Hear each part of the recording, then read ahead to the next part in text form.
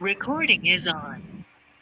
Okay. Looks like someone's done a backup recording. Okay, that's fine. Hi, Joel, Adam. Hi. That's It's obviously, Tony, right? yeah, blueness. Yeah. Okay. All right. Well, Well, we'll wait until 10. We said 10, so I'm not going to start until then. I switched it to Anthony because blueness is such a weird nickname. It was never meant to be used in that, like, in a context of a chat. So just call me Anthony or Tony. Okay. It is strange, like trying to have a serious discussion about philosophy with some of the usernames on Discord. You're like, yeah, exactly. It was, like I said, it was never, it was never meant for that. I have no idea why I even brought it over to Discord. But I mean, I guess I should figure out how to change my nick on Discord to something more reasonable. Yeah, you can. It doesn't change. I don't think you can change the original name. Or maybe you can, actually. Oh, yeah, I think you can. I've seen people change their name quite a few times, but also people would change their name. So inside one server, they have one name, and they have a different name in another server. So there's two ways of changing it. I've heard of that. I'll just look it up and change it. I mean, it's not that big a deal. Okay. Yeah, I see the chat's busy already, so I won't look at it while I'm talking, but I will look at it after I'm done. Okay, so we got about one more minute, and then I'll just get started. We have an hour, so I'm going to keep it simple. Like I said, I'm going to give a kind of mini lecture. I don't think it should be more than 15 minutes, maybe a little bit more than 15 minutes. And then, we'll just talk about it, and people can ask whatever questions they want, and that will be it. If we run a little bit over time, that's not really a problem for me. So we'll see what we can do. Okay, so I just hit 10 o'clock. So I'll just say, good morning or evening or whatever it is where you are to everybody, and thanks for being here, and let's give it a try and see how it goes. So I will read my prepared remarks, as the politicians say, and then we'll go. Okay. So famously, the French Academy of the Sciences in 1866 banned all discussion of the origin of language. They must have determined that since nothing could be proven one way or the other on this question, all you would get would be arbitrary versions of some creationist myth. But it's not just linguistics. The prohibition on talk about origins extends across the social sciences. It's part of the founding self-distinction of the social sciences from religion, and it's modeling on Newtonian physics, with its eternal laws of nature, which presumably don't require any positing of an origin. Thinking in terms of origins marks one as introducing theology into rational discussions, and therefore as fanatical or crazy. Origins are singular and are not subject to the methods of scientific thought. And I don't think things are any better in traditional history, which just goes back to the earliest remembered or recorded event, without being able to claim it's really the origin. In fact, that's when one usually claims things trail off into myth. Derrida, of course, wanted to deconstruct all originary claims. But at least Derrida recognized that we seem to be incapable of thinking without positing origins, hence the need for constant deconstruction. But if the positing of origins needs to be constantly refuted, shamed, deconstructed, shouldn't the difficulty or even impossibility of thinking without positing an origin be explained? In fact, one interesting thing about the social sciences themselves is that every discipline seems to have a fairly universally agreed upon origin, usually marked by a proper name. Durkheim for sociology, Adam Smith for political economy, Freud for psychoanalysis, Marx for Marxism. It's the same for philosophy. The field is marked by proper names: Plato, Aristotle, Aquinas, Kant, Hegel, Derrida, etc. Not all of the names are equally universally agreed upon as points of origin, but if you dispute one, it's just to put another name in its place. Foucault referred to these names as the initiators of discursive practices, one of whom was in fact Foucault himself. And this was in his essay, What is an Author?, which wants to figure out why we even need to refer to authors at all, while implicitly recognizing that it's impossible to make any progress within any human science without some kind of return to an origin. It's always possible to say, well, the proper name, Marx, is really just a tissue of heterogeneous discourses that just contingently come together in that particular name, and the subsequent uses of the name Marx are not intrinsically connected to anything about Marx himself, but are themselves just a heterogeneous array of differentiated discourses. But why then is it so hard to get rid of the name itself? Why, in fact, do deconstructions of the author function just end up elevating the names of those who authored the deconstructions? So instead of taking originary thinking as some inexplicable and infantile defect of serious thought and taking all proper precautions to quarantine it, it might be better to take the unavoidable pull of the origin as the origin of thinking. This reverses everything. Rather than origin marking the point at which our thinking reaches its limits, and like good Kantians, noting and remaining aware of those limits, we could instead say everything is an origin. Origins lie in front of us everywhere. What we are doing right now is an origin. Now, an origin in the strong sense, the sense that we can't avoid thinking, is not just the first thing that happened, but the first thing that happens without following necessarily from what preceded it, and without which everything that happens subsequently is unthinkable. Even more strongly, it's what happens and has never stopped happening. So, if everything is an origin, every origin also points us to an earlier origin. An example is language. Every word we use, someone must have been the first to use it in a way that stuck. Not only every word, but every specific use and meaning of every word. And the origin of a particular word points us back to previous words it presupposes, and ultimately back to the first word, which we are therefore still uttering. So how is it possible for anyone to say a word and for others to understand the word for the first time? This question then becomes the starting point of all inquiry. There may be other origins, but not of the inquiry into origins. So the question of how a word could have come into being is itself an origin, which tells us something about how that word or any word comes into being. But we still have the problem. What justifies any claim to locate an origin of anything? And even more terrifyingly, how do we deal with competing and incommensurable claims to originarity? That must be the real reason for the prohibition on talking of origins in modernity. Claims to an origin are especially intractable. And if you've got competing ones, it seems impossible to avoid irreconcilable conflict. But these questions need to be taken into the thinking of origin itself. And we could say that whatever is at the origin must have been a way of preventing or controlling precisely the consequences of just such irreconcilability. Since we can't really prove an origin on the terms of the modern social sciences, and in fact, we might ask, what are the origins of the terms of proof that we find in the modern social sciences? Any positing of an origin must be hypothetical. But in that case, what makes for a good hypothesis must be that it offers the possibility of resisting the collapse into irreconcilable struggle.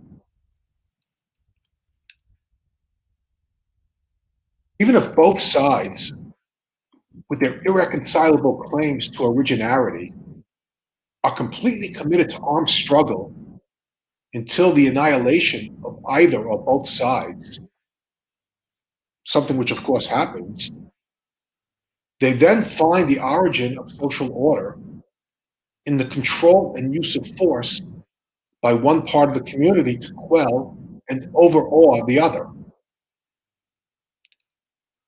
In that case, that's the hypothesis of origin both sides are working with, at least in the course of the struggle. And that will tell them when the struggle must be declared over. Of course, during the struggle, other hypotheses may emerge, especially if there's communication, even tacit, between the two sides. And there has to be some tacit communication between the two sides. They're watching each other. They're learning from each other. They're becoming predictable to each other. That's a kind of communication. In that case, a hypothesis of some form of communication at the origin will be constructed. Once some hypothesis of origin, say one based on agreement or pact, is arrived at and enacted, well, that becomes the new origin and the source of hypotheses regarding previous origins. And we do very regularly find pacts and covenants posited as origins.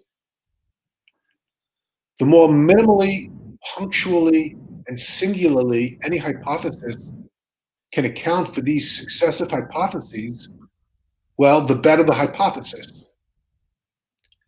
and the better the community that comes closest to enacting it.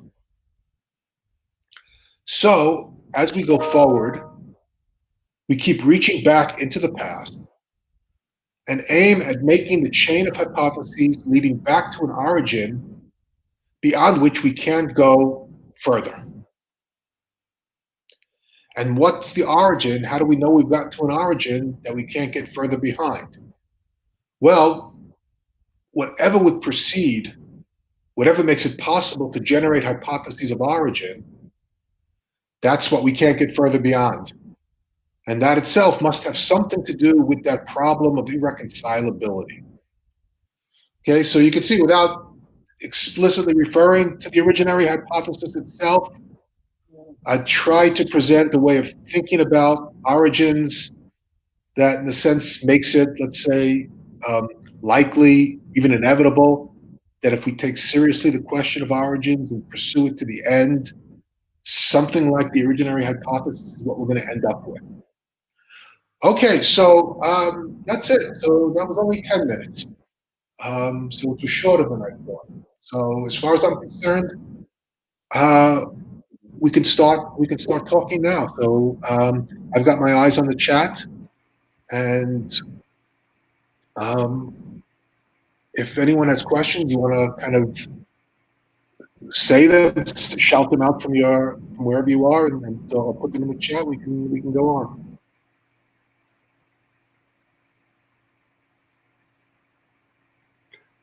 Well, considering everyone's deafening silence, maybe I should say something.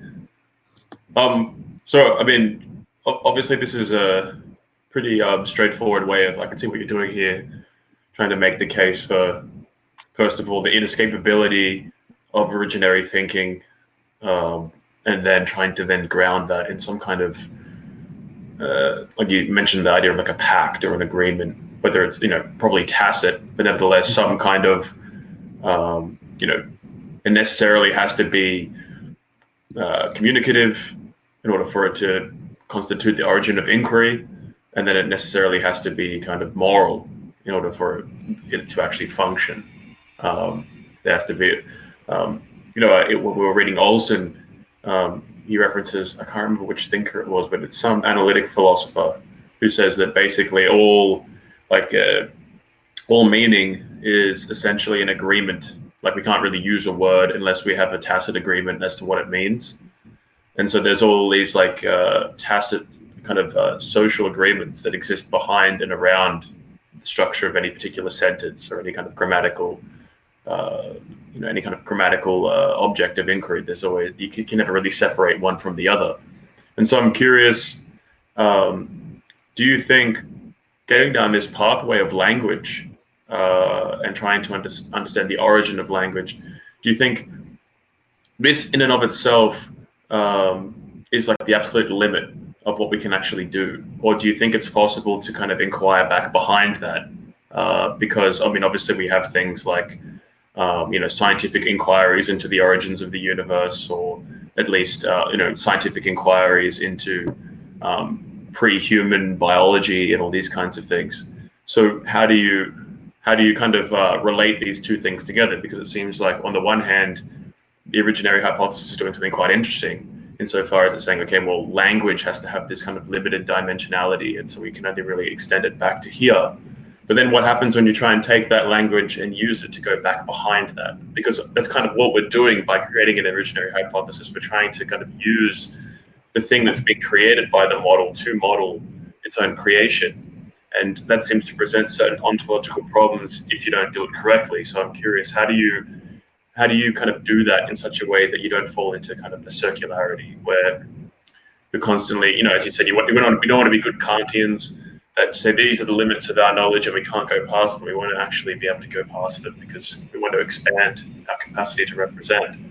And so, if we're trying to model the origin of language within language, how can we be so sure as to protect ourselves from being too satisfied with our answer and actually kind of committing a kind of, as I said, like a circularity in logic, and not properly kind of doing the correct style of inquiry that can allow us to get behind it and then relate it to inquiries behind language, inquiries into the proto-human biology and back behind that, all the way back to biological inquiries and physical inquiries and religious inquiries, or whichever direction you want to take it. So. Right. Well, I mean, nothing could be excluded in advance. First of all, it seems to me that obviously I'm working with the assumption that that the difference between there not being language and there being language, and obviously that it makes certain assumptions about language itself and what differentiates language from, say, animal signaling, and we'll probably talk about that when at a future seminar. So I'm kind of positing the origin of language as a unique origin, and however much, so that's kind of assuming, again, to get ahead of ourselves a bit here, that's making certain assumptions about these proto-humans who were kind of arrayed in relation to each other prior to the emergence of language, prior to the originary scene. It's making certain assumptions about their mimetic capacities, and that's making certain assumptions about mimesis and so on. And that's kind of the next talk next week.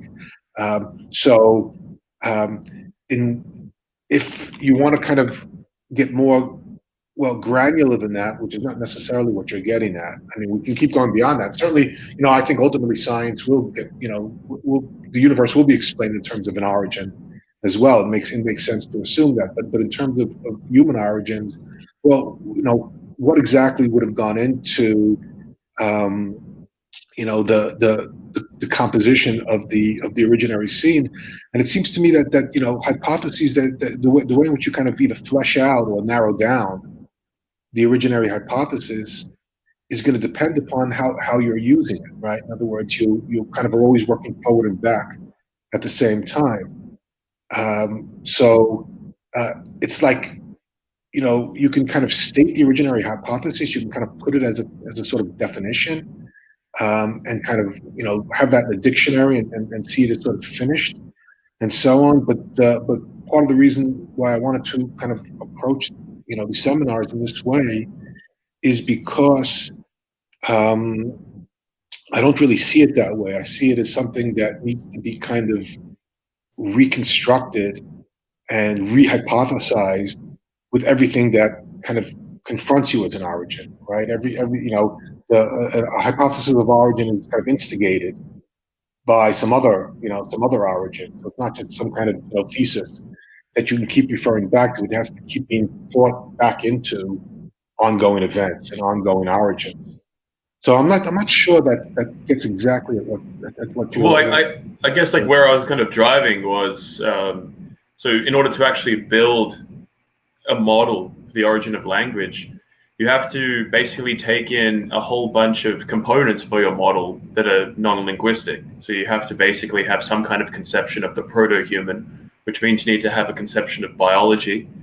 And then in order to have a conception of biology, you need to have notions of, well, where did biology come from? And then that then opens up a whole bunch of other questions. And all of a sudden, we're getting very, very far away from language. And so you're always kind of positing origins behind origins behind origins. And you said, well, we think, that there must be some way of explaining the universe in terms of an origin, but then that is kind of ontologically problematic because any model you could create for the beginning of the universe itself, as you say, requires an origin. And so you have this kind of perpetual chase of the origin in which it seems like you have you have to kind of stop it somewhere, but wherever you stop it, you get stuck in this circularity.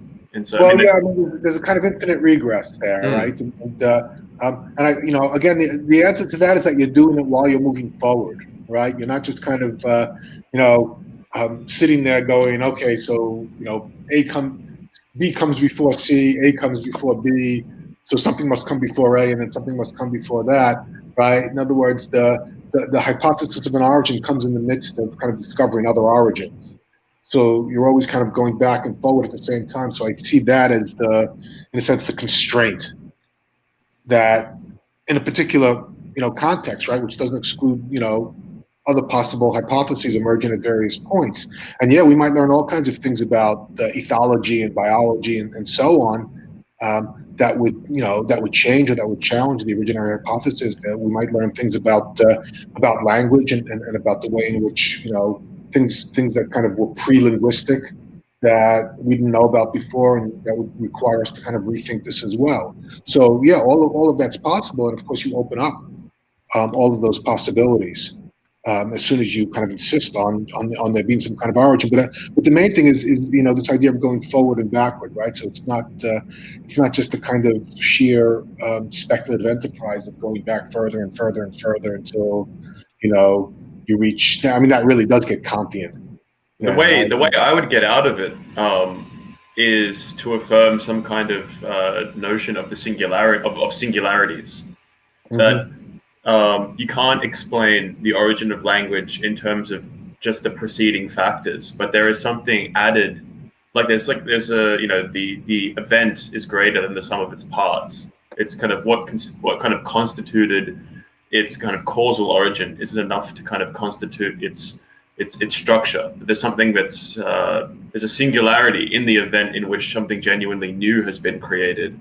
And so in a certain sense, this would be a kind of anti-originary thinking, I guess you could say, in order to make this work, I would say, which is that everything isn't contained in the origin, but actually there are multiple origins rather than simply kind of a unitary origin that everything needs to be explained in terms of. Obviously, you can keep tracing things back, but what's more interesting is, singularities of emergence within events in which something that can't be explained in terms of what immediately preceded it actually emerge. And that's, I think, perhaps what for me makes GA interesting, is that it is this kind of singularity in which something is added that enables us to make the jump from non-human to human, or right. Yeah.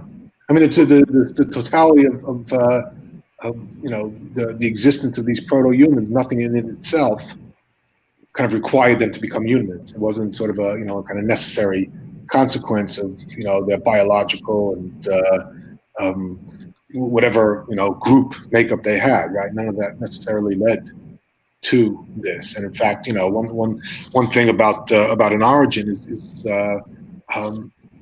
and the strongest thinking of origins is that there's something very unlikely about it as well. And if you think, there's a kind of discipline to that, and thinking the unlikeliness of that particular origin, because then that forces you to think the singularity of it.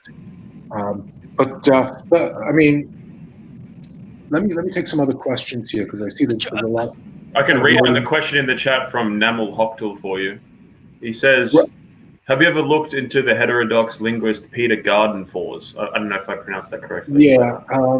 He says here, he seems to have a theory of the irreconcilability between pragmatic and semantic meaning behind words, something that I think fits in very well with originary thought, especially because he also believes in a sort of universal word, which contains in itself all future possible meanings, something which sounds strongly connected to the originary sign. Do you agree that what Chomskyan linguists call pragmatic/semantic meaning is in fact a false dichotomy, at least in terms of the originary event. Yeah, I mean, a dichotomy like that, pragmatic, semantic, yeah, all of them get kind of, in a sense, collapsed in the originary event, right? So that's definitely the case. It's all, I mean, the semantic is the pragmatic, right? The sign is what it does on the originary scene, and all of those distinctions come much later. Even, we're talking about post-literate, society where you can start to study language and make those distinctions. Gardenfors, he's I'm familiar with the name. I don't think I've ever read anything of his. He's I know about him through Marina, who I think, unless I'm confusing him with someone else, I think he was at. I think Marina knows him. I think he was at the GA conference in Sweden, which was 5 years ago or so. So that's all I can say. I haven't, and I mean, Marina was also making a case that what he's doing is very convergent with GA. So yeah, I can't say anything about that. But there was a comment above that by from linguistic dialectic. So I want to kind of deal with that as well. So that question is: do you see how positing a universal human origin could and will be constructed as ideological in the pejorative sense of upholding certain power relations? All right. I mean, obviously that gets us into some very important questions, and in a sense, that's that would be part of the argument for it. It is a way of thinking about power and authority that takes us out of liberalism. And liberalism is in a sense, you could see in this context as the ban on thinking about origins, right? That's, if you could take that as kind of the origin of liberalism, in a sense, is the ban on positing origins that would be irreconcilable with any other origin, right? So, I mean, that's essentially pluralism, right? Where everyone can say they have their own origin, but as long as you don't encroach on anybody else's claim to have an origin. Then you'd have to have, of course, a social order that allows everyone to sort of practice their origins. And then we get into all these, antinomies and contradictions and so on that we find in liberalism. So, but that doesn't answer the question of how you would address that. And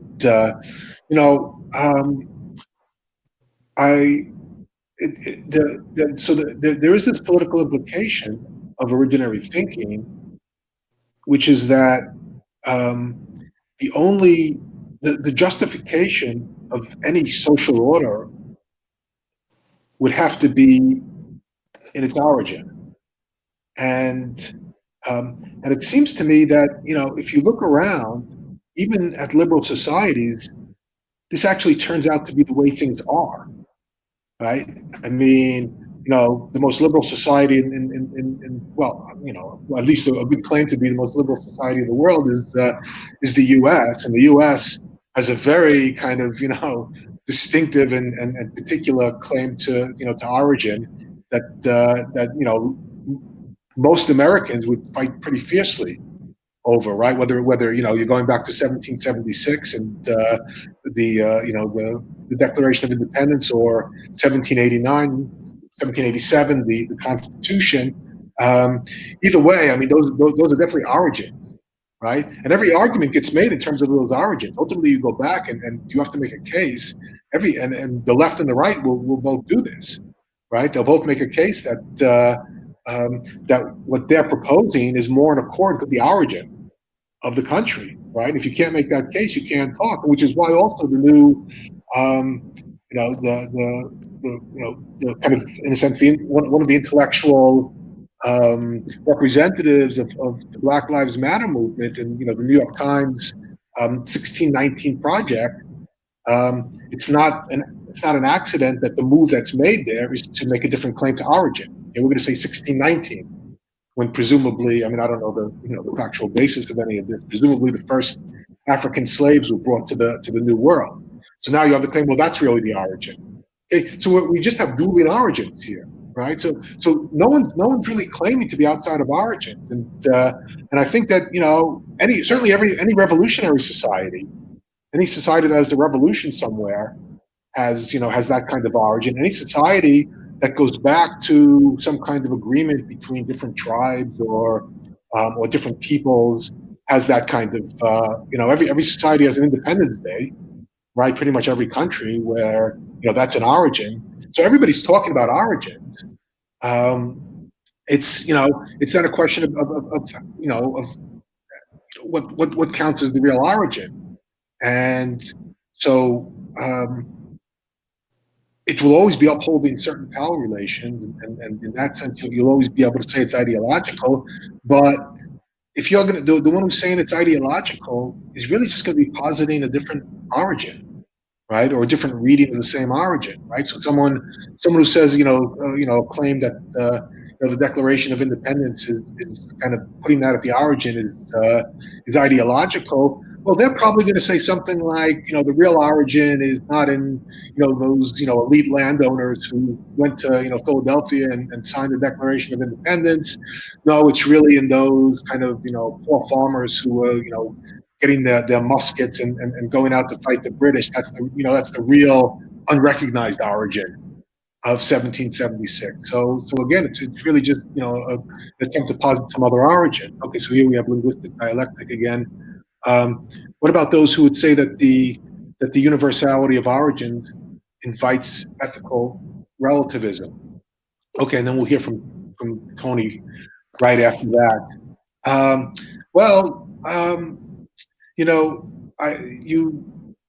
You can say, yeah, I mean, if everybody has their own origin, then that leads to kind of ethical relativism. But then what you need is a stronger thinking of origins.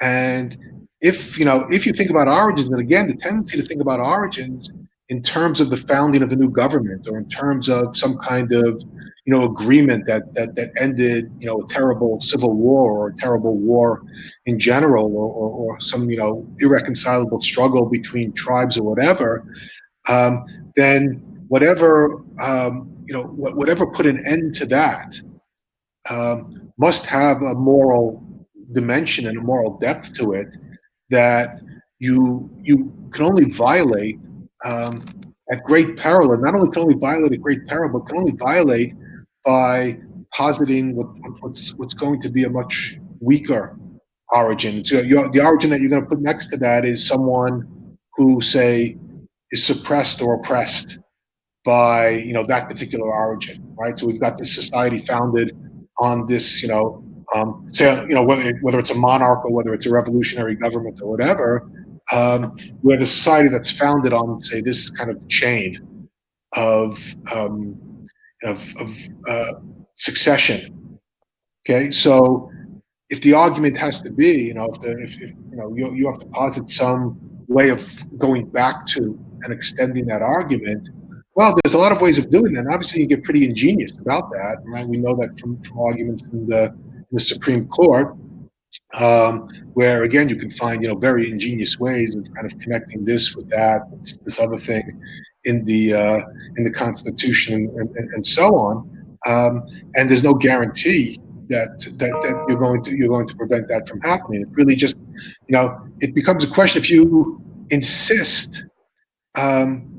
I think in all of those cases, you're in a lot of those cases, you're going to find that if you really insist on the question of origins, then you get less relativistic, because then you get everybody looking at the same thing, and you get everybody studying the same thing, and there are disagreements, but you can kind of constrain and organize the disagreements, and you can kind of, if there's a basic agreement that we're talking about origins, that everything goes back to origins, then I think you find a lot of these kind of more opportunistic attempts to hold on to origins become,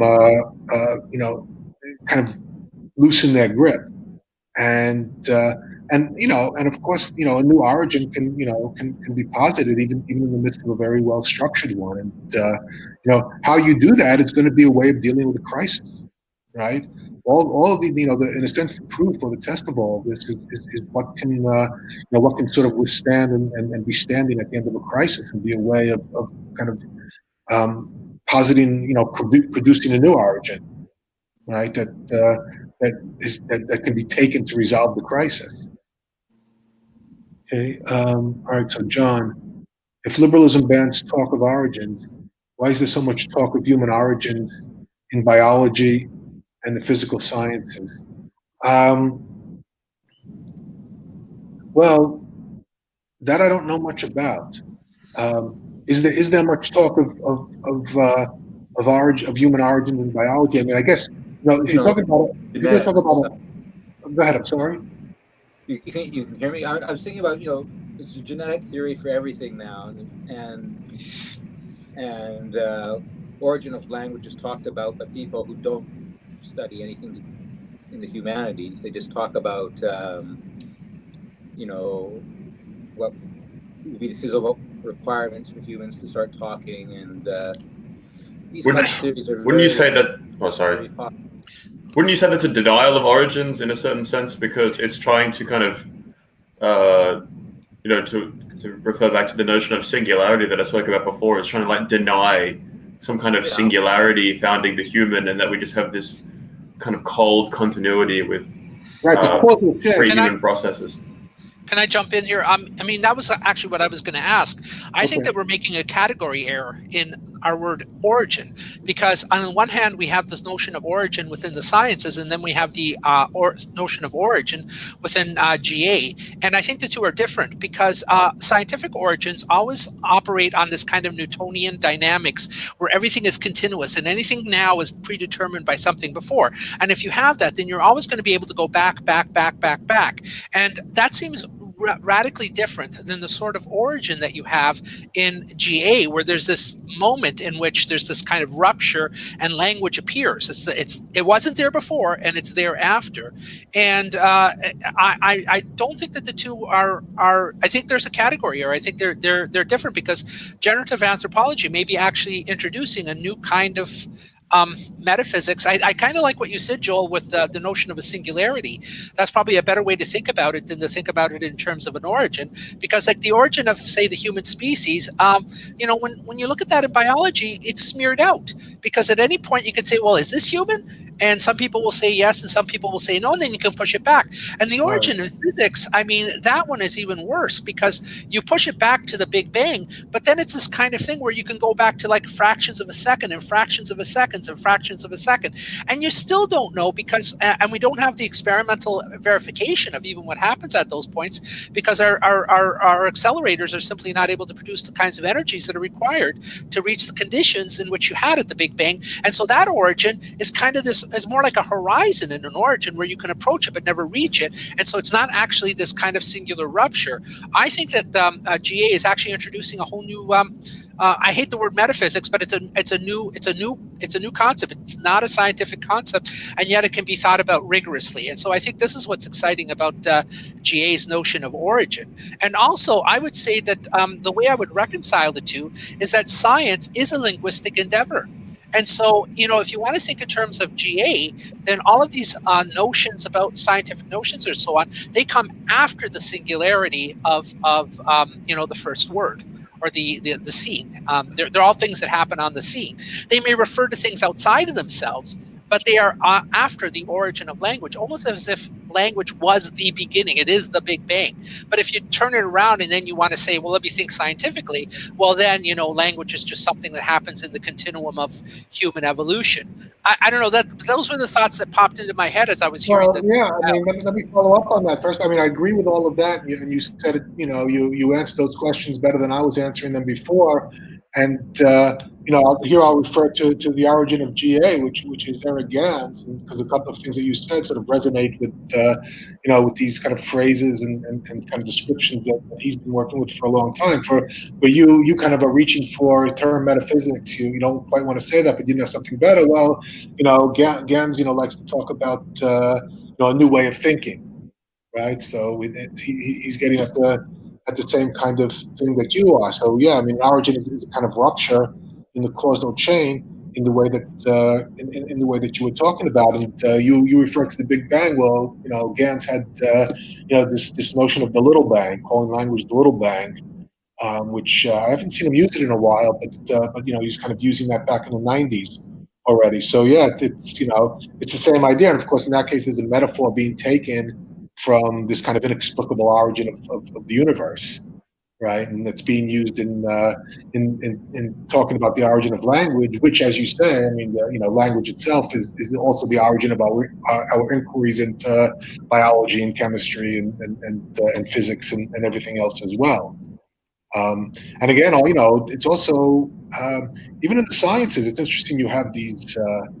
These kind of figures, and you could say, this is popular myth making, that we talk about whatever Einstein or Bohr or Heisenberg or whatever, but it still becomes very difficult to actually talk about the sciences without talking about, this particular inquiry, this particular discovery, this particular experiment, which was run under these conditions and so on, and this thing happened that kind of upset certain expectations. So even there.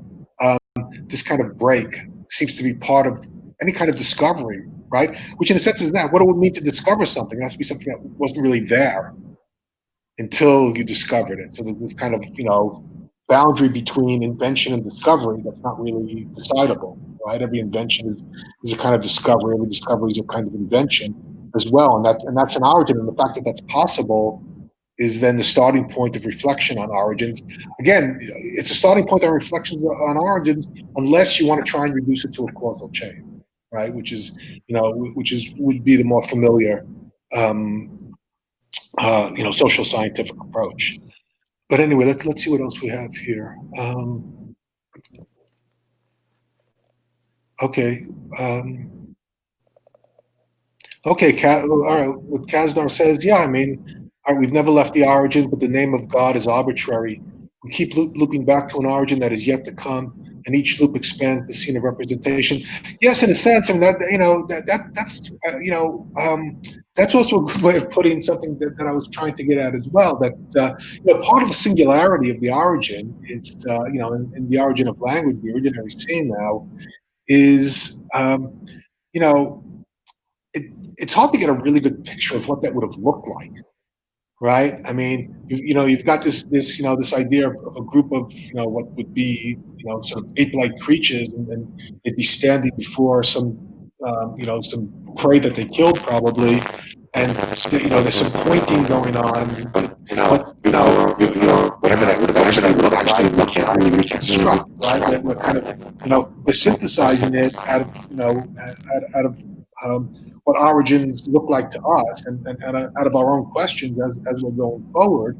And so we produce a very kind of streamlined scene. And I kind of had this idea a long time ago that you have to every time you kind of rethink the originary scene, you have to make it slightly less streamlined.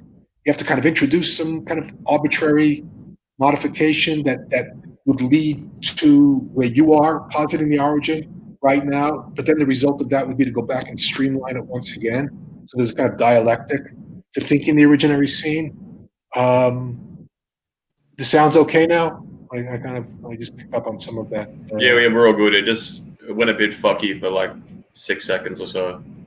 Okay. Yeah, it's all good. Okay. Yeah. So thanks for that, both both Tony and Kazda, that clarified some things that I was trying to say. Like I said, I think you said it a little bit better. So what else do we have here? Anyone else? Nothing in the chat right now, unless something scrolled up and I missed it.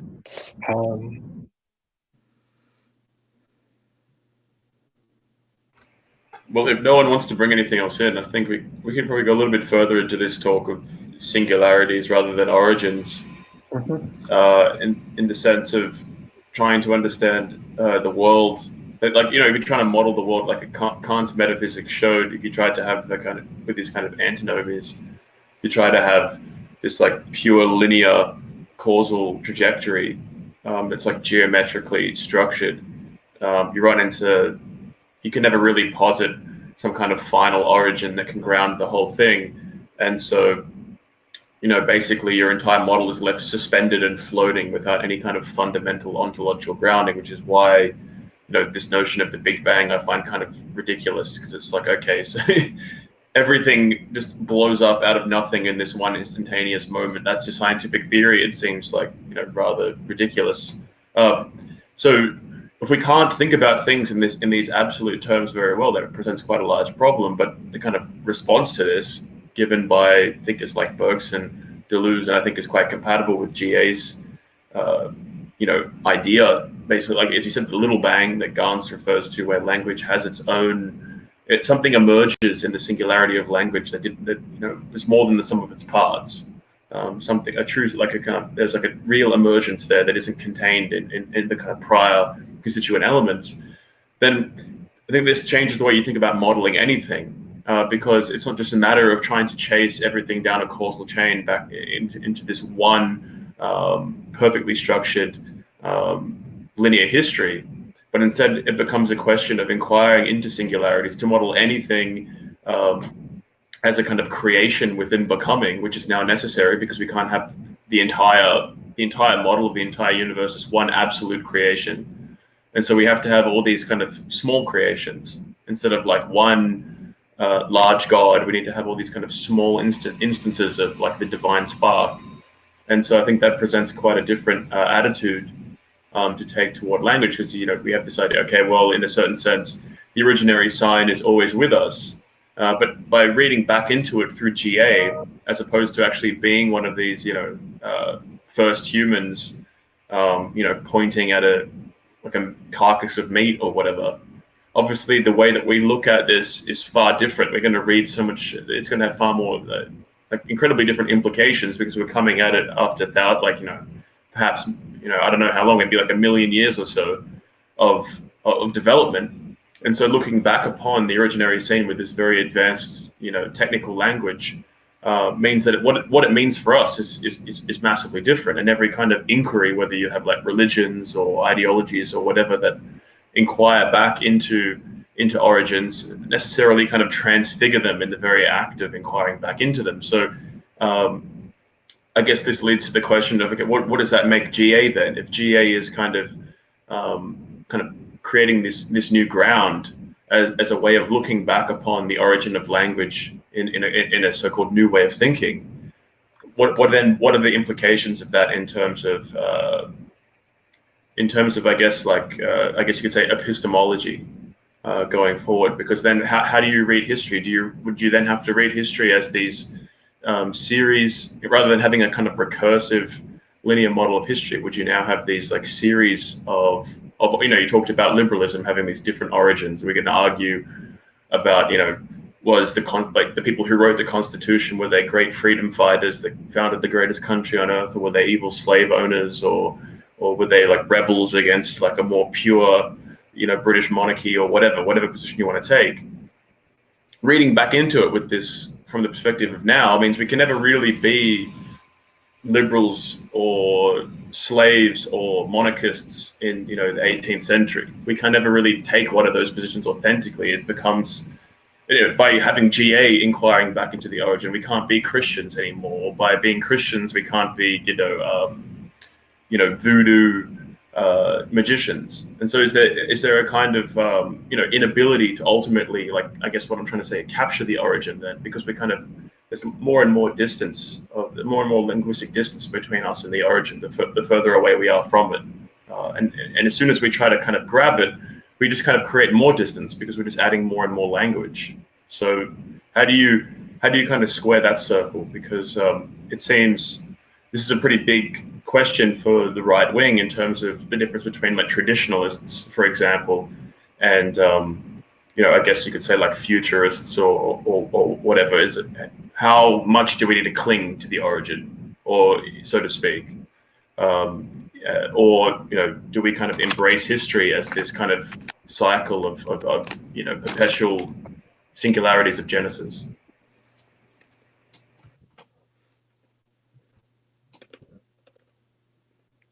Adam's turned himself off. I don't know if he knows it.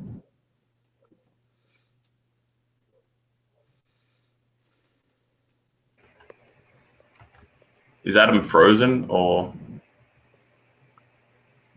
I think he hit the wrong button and he demuted or muted and turned off the video.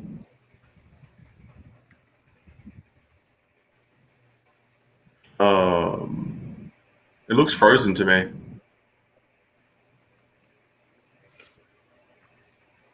I'll text message him.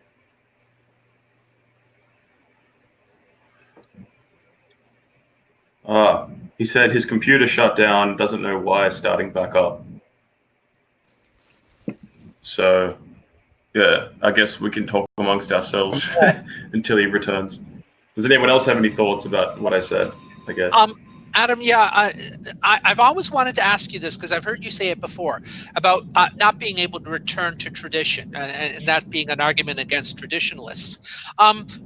Well, I agree with you there. I wonder, like, if that isn't nuanced enough, because one of the things we have to think about is, like, what do you take from the past and what do you give up from the past?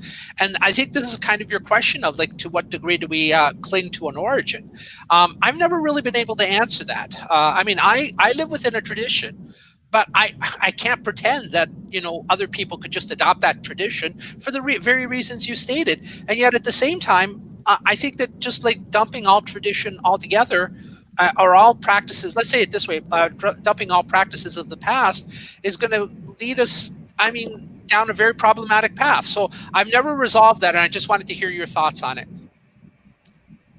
Yeah, Adam, I don't know how much you missed. But I basically took the conversation in the direction of, okay, if we agree that maybe singularity is a better word than origin, then what are the implications that this style of thinking has for, you know, within the right? There is this dichotomy between, I guess, traditionalists and what I could call futurists, I guess, in which, you know, if we have basically, you know, GA as an inquiry into the origin gives the origin a very different significance for us than it would if we were actually there as a participant in the originary seed, assuming that it's correct.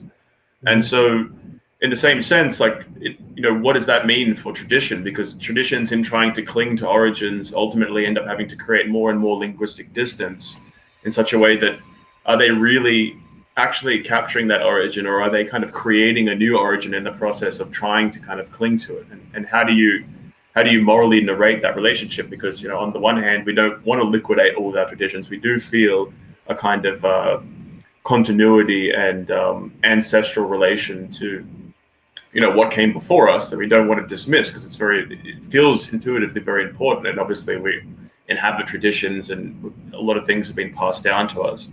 But then at the same time, how do you square that circle with moving into the future and recognizing that, you know, these inquiries into the past ultimately are transfigurative on it for us? Yeah, maybe this, you know, this gets at this distinction between singularity and origin, and then the implications that you're talking about now. You know, it seems to me that the origin, and, you know, if we talk about this as a singularity, I don't think it creates a problem. It might be better. The singularity or the origin that we're really most interested is the one that we're in right now, right? I mean, so it's really, you know, thinking about origins. I see it really as more as thinking about the present and composing the present, and in a sense composing and constructing the present out of, you know, all of these different trajectories that you know that are kind of leading up to what's going to become the present that we're constructing as an origin, right, as a kind of precedent for what's going to come afterwards. So in a sense, if we're talking about a singularity, then it's because you're trying to produce a singularity, right? You're trying to produce a kind of you know, kind of constitution, a kind of composition that will draw everything into the present, right? Everything in the past led up to this present that you're constructing right now. Everything in the future that's going to follow is going to follow from this present that you're constructing right now. So it's really more kind of a mode of being. It's more a way of kind of, you know, participating, if you like, in the composition of the present. And the way in which you do that, I think, is, you know, this goes back to some of that talk about tradition. Obviously, you know, it's not a question of choosing tradition or not to be traditional. I mean, it seems to me the first thing is, as soon as you start speaking, you're in traditions, right? You know, language is a tradition, right? And there are kind of different, you know, traditions within language, within culture. You're already there, right? So you're kind of composing a tradition, and you're thinking. Again, I think the real the real criterion is going to be what's going to be a present that that differs and that transcends the present crisis, right? So you're constructing the crisis in such a way that there are that there are convergent, desires, convergent resentments, and so on. To use that language from GA, and you're trying to construct a present that will resist that will convert all of that, and that will kind of derive from that a new way of being, of organizing, of interacting, of articulating social relations that will, in a sense, kind of draw together everything from the past, and that will kind of prefigure everything in the future, right? So that's a way of so in that way, it's a way of thinking, right? It's a way of acting, right here and now, as if not even as if this is the origin, right? Whatever you're starting now, you are drawing all of this stuff together as best as you can. So I don't know. You can tell me if that's kind of on target with what you're talking about. Yeah, I guess if you interpret tradition as living rather than dead, you don't interpret tradition as like a program of principles that are kind of static for all time, but instead recognize the tradition has a certain relation to history, and so to kind of act in the spirit of the tradition would mean to be the act of reinterpreting it for the current situation, which is obviously different than other situations in history, but there's something you're taking from it, which is the kind of spirit of it, solving a particular problem in the past or averting a certain crisis or whatever, however you want to frame it, and trying to do the same thing now, trying to perform something that kind of continues that kind of relation. But obviously it would be kind of expand through the act of interpretation, representation becomes expanded. It wouldn't be just a simple repetition of the same. It would be a kind of there's a new singularity, a new kind of new emergence that gets introduced. Well, it's a way of engaging everybody else as well. You're engaging everybody else as participants in that same origin, whether they see themselves that way or not. You're kind of in a sense you're drawing them in to to the composition of the present that you're composing as well, and you kind of read them that way, and you let yourself be read by them in that way, right? So in a sense, everything is you're constructing a kind of convergence into the present that you're composing, right? It's kind of to go back to these physics metaphors. I guess it's something like a kind of black hole total gravity type of scene that you're interested in constructing, and that's where thinking of the origin begins. And then you're thinking of the origin. What's the strongest origin that precedes you, that's constituting this present right now, that you're participating in the origin. In a certain sense, what's the scene right now that would still be the originary scene, right? That the originary scene would never really have closed once and for all, but it's still, we're still, it could collapse at any time, right? Imagine it that way, right? The originary scene, in a sense, never really ended. If we don't keep getting it right, it can collapse at any time. So that's the problem right now. That's the origin that we're working on right now. So that's at any rate, that's the way I would follow up on what I understood you to be saying, Joel. Yeah, sure. Is there any other questions anybody else has to bring in? Because we kind of, I think, this is supposed to be about an hour long, so now's the chance. Okay, go ahead, Imperius. Do you have to unmute it? I have to unmute him? Or you can do that. Maybe you can, where is he?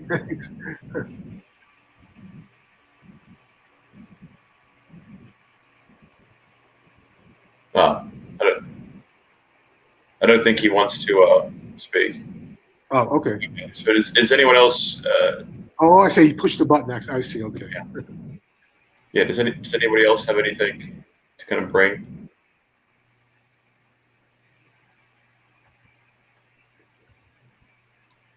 Okay. I mean, we can end it here at. I might, so this gives me a way of thinking about how much exactly I should have ready for the next time. But anyway, I hope I see you next time. I enjoyed this. I hope this was useful to all of you, and so I hope next Thursday we'll do it again. Do I have to? I don't know. Do I have to send out a new link, or does this link this link, I guess, will still work, won't it? Yeah, I think we can continue to use this room. Okay, we'll just go on to this then. Um, Okay. I guess the next week you want to do, was it mimesis? That's the topic for next week. Yes. Is there any reading you could recommend anyone who wants to do background reading? No. I mean, I think just kind of talking like this. I don't want to. If there's a text, in an hour to kind of start quoting from text and so on. Maybe that's the kind of seminar we'll do another time. But for now, I want to stick to just this kind of discussion of these concepts. Okay. Well, I'm going to stop the recording there. Okay. Thanks for that.